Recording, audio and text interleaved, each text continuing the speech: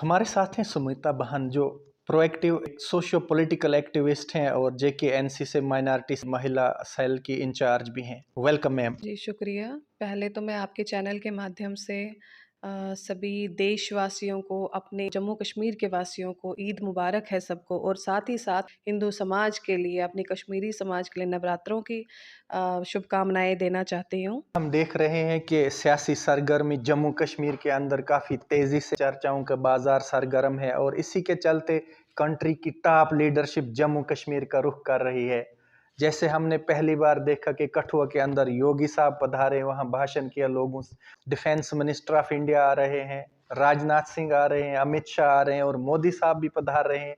इतनी क्या खलबली मच चुकी है इस इलेक्शन को लेकर। अभी तो फिलहाल ये एमपी इलेक्शंस हैं, लोकसभा की असेंबली अभी बाकी है, जिसमें लोगों का यहाँ एस्पिरेशंस को इन्होंने ठुकराया है पिछले 10 सालों में।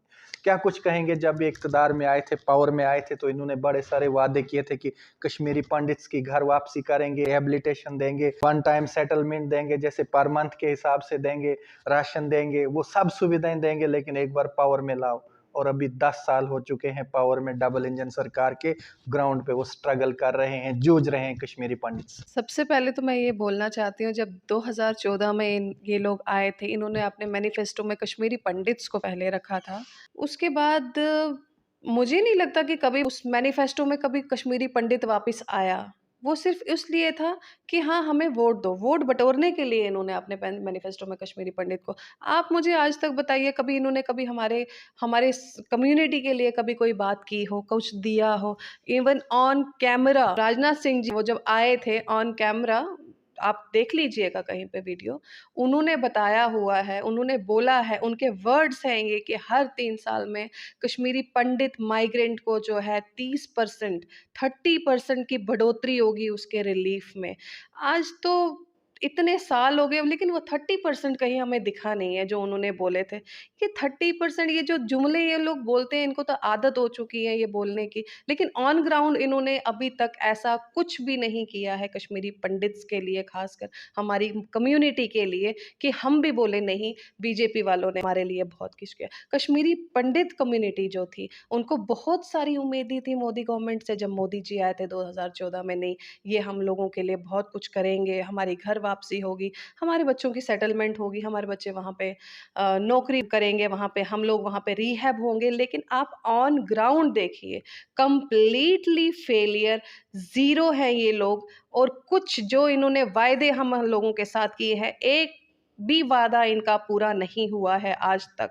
जो 30% की मैं जो बात कर रही हूँ कि उन्होंने बोला कि 30% हम रिलीफ बढ़ाएँगे, आज 30 क्या, इन्होंने 3% तक नहीं बढ़ाया हुआ है रिलीफ। और इन्हीं के प्रवक्ता, भाजपा के प्रवक्ता बोलते हैं कि 2014 के बाद जब बीजेपी की गवर्नमेंट आई है, हमने रिलीफ बढ़ाया है। ऐसा बिल्कुल भी नहीं है। जो रिलीफ बढ़ा था वो प्रीवियस गवर्नमेंट में बढ़ा हुआ था। इन्होंने हमारे लिए कुछ भी नहीं किया है। योगी साहब कठुआ में पधारे थे, उन्होंने जनता से भी खिताब किया और ये कहा कि हमने धारा 370 हटाई है और राम मंदिर बनाया है। क्या ये इनका मैनिफेस्टो होगा इस इलेक्शन में, वोट मांगने के लिए लोगों से, जनता से? क्या ये जनता देख नहीं रही है क्या हो रहा है, क्या चल रहा है? बिल्कुल, जहाँ पे योगी जी आए थे कल, जब योगी जी ने उन्होंने बोला कि हाँ, यहाँ पे हमने धारा 370 हटाई है।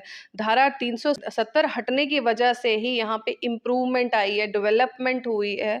धारा 370 की वजह से यहाँ पे आतंकवाद था, कुछ भी यहाँ पे डेवलपमेंट्स नहीं थी, क्योंकि ये लोग अलग थे सारी स्टेट से। अब तो 370 भी हट चुका है। आप मुझे कहीं बताइए डेवलपमेंट्स कहाँ पे हैं?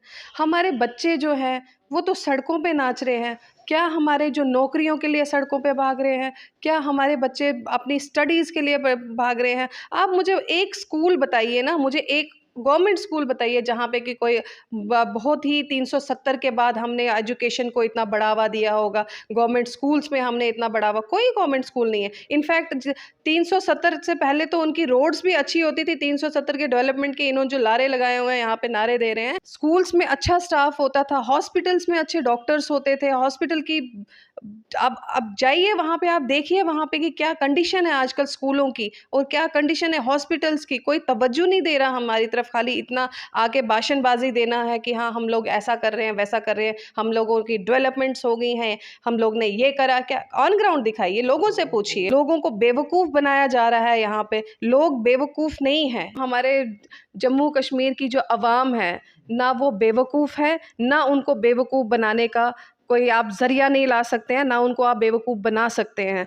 आप आइए, देखिए कि क्या कर रहे हैं ये लोग हमारे साथ। आप तो कठुआ की बात कर रहे हैं, वहाँ पे एम्स में बैकडोर एंट्री हुई है जतिंदर सिंह, जो डॉक्टर जतिंदर सिंह उनकी बहू की, आप उसका तो जवाब देने से बह रहे हैं। कल जब वो पर्ची लेकर वहाँ पे योगी आदित्यनाथ जी पढ़ रहे थे, क्या उन्होंने इसमें ये लाइन नहीं लिखी थी कि वहाँ पे हमारे हमारे ही एक डॉक्टर जतिंदर सिंह की एक बहू जो है वो अकोमोडेट हो गई है, बैकडोर से आई है? कैसे अकोमोडेट हो गई है वहाँ पे, उसका जवाब दीजिए हमें।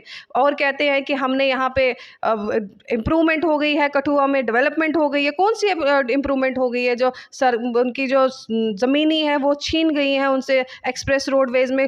मेरे पास 4 लोग ऐसे हैं जिनका मैं नाम नहीं लेना चाहूँगी, उनके तो अभी तक मुआवजा नहीं दिया गया। ये किस बात की डेवलपमेंट की बात कर रहे हैं? उनके घर तोड़े गए हैं, उसमें उनकी ज़मीनें ले गए हैं, उनके दुकानें तोड़ी गई हैं। ये किस चीज़ की, किस बात की डेवलपमेंट की बात कर रहे हैं ये लोग? और ये लोग तो बोल रहे हैं कि ये डेवलपमेंट के नाम पे तो बोलते हैं कि हमने मेट्रो दी है, टनल्स बनाई गई हैं, ट्रेन्स दे दी गई हैं। कहाँ है मेट्रो? हमने तो नहीं आज तक सवारी की है उस मेट्रो की। किधर है वो सब चीज़ें? आप देखिए, आइए, लोगों से पूछिए कि क्या डेवलपमेंट्स हुई हैं। खाली भाषणबाजियों में मत उन पे जाइए।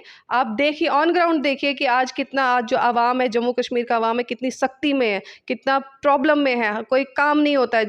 ब्यूरोक्रेसी में हम जाते हैं, किसी ऑफिसर के, वो सारे बाहर के आए हुए हैं, उनको क्या पता JNK की हालत क्या है इस टाइम पे? उनको क्या पता JNK किस दौर से गुजरा हुआ है? हम किसी से बात करने के हैं कि अभी इलेक्शन के लिए कैंपेन की अगर बात करेंगे तो इंडिया अलायंस के नारों से गूंज उठी है सारी वादी और दूर दराज देहाती इलाके। जिस कदर जंगल में वो लोग चल के आते हैं, जैसे ही कोई लीडर वहां जाता है इंडिया अलायंस का तो वो नारे लगाकर स्वागत करते हैं। उस नारा लगाते हैं, तख्त बदल दो, ताज बदल दो, बेईमानों का राज बदल दो। और ये सब चला चला के लोग कह रहे हैं। और कौन कह रहे हैं? बुजुर्ग, महिलाएं, बच्चे, बेरोजगार नौजवान इतनी संख्या में आ रहे हैं कि एकदम लग रहा है ये कंटेस्ट एक साइड जाएगा। आपने कुछ डॉक्यूमेंट्स भी यहाँ पे लाए हैं अपने साथ। अरे, कल जब योगी जी आए थे, कल मैं उनका बयान देख रही थी, तो क्या ये लोग अपने बयान ही देते रहेंगे? क्या सफाई नहीं देंगे क्या जनता को? आप पुलवामा अटैक के बारे में बात करिए। जो पुलवामा अटैक हुआ था, जिसमें हमारे 40 जो घर बर्बाद हुए थे, जो 40 हमारे जो भाई जवान हमारे जो शहीद हुए थे, उसके बारे में बात करिए, उसके बारे में हमें सफाई दीजिए। उससे आप उसके बारे में सफाई ना देते हुए आप उसके क्या बोलते हैं कि पुलवामा अटैक में जो शहीद जवान हुए, आप उनके लिए हमें वोट दीजिए। ये बहुत ही शर्मनाक बात है इनके लिए, बहुत ही शर्मनाक बात है कि ये लोग ऐसे वोट मांग रहे हैं।